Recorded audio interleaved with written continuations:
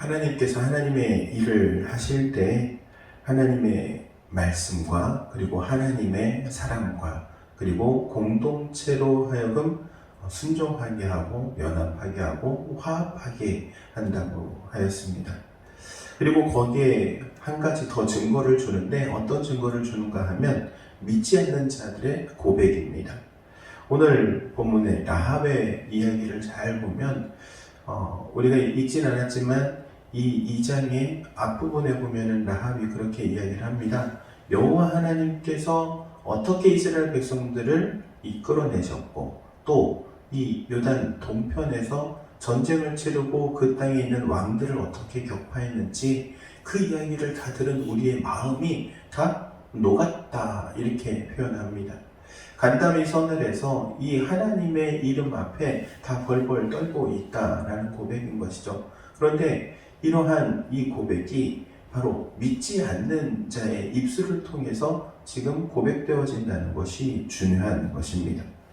24절 말씀에 보면 여호수아가 그 이야기를 다 듣습니다. 그리고 이 여인의 이야기까지 다 듣고 나서 마음에 정확한 확신을 갖게 되었습니다. 어떤 확신입니까?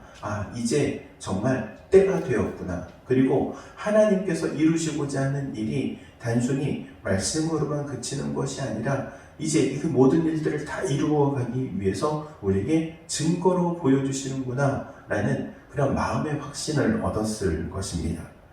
기드온의 이야기를 한번 생각해 보시기 바랍니다. 의심 많은 기드온입니다. 겁쟁이 기드온이라고도 표현합니다. 이 기드온이 자신을 따르는 사람들과 함께 미디안 족속과 전쟁을 치러 나갔을 때 정탐꾼을 먼저 보냅니다. 정탐꾼이 가서 그 미디안 사람들의 이야기를 듣고 돌아오는데 미디안 사람들이 어떤 이야기를 합니까? 꿈 이야기를 합니다. 그 꿈을 그리고 해몽하는 이야기를 듣습니다.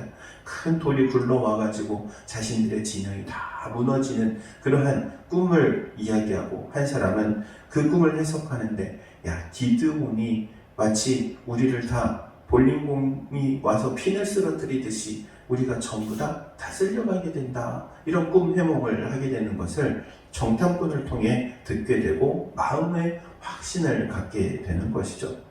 하나님께서 일을 하실 때에 최종적으로 이 믿지 않는 사람들의 입술을 통해서 그들의 고백을 통하여서 우리에게 증거하신다는 사실입니다.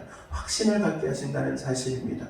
그래서 교회는 무엇보다도 소문이 중요합니다. 믿지 않는 사람들이 어떠한 이야기를 하느냐, 그리고 그 사람들이 교회에 대해서 어떠한 생각을 갖고 있느냐에 따라서 교회는 부흥하기도 혹은 오히려 거꾸로 소멸하기도 된다는 것을 기억해야 할 것입니다.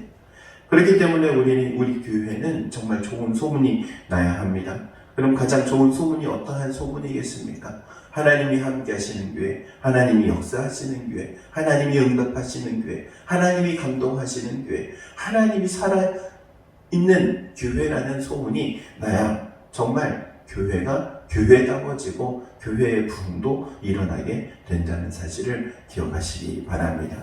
우리 당인교회가 그러한 교회가 되기를 원하고 또한 우리 섬기는 교회가 또한 이 지역 가운데 그러한 소문이 나고 믿지 않는 이들의 입술을 통하여서 교회의 그 부흥이 또 고백되어지는 놀라운 역사가 일어나기를 주의 이름으로 축원드립니다. 기도하도록 하겠습니다.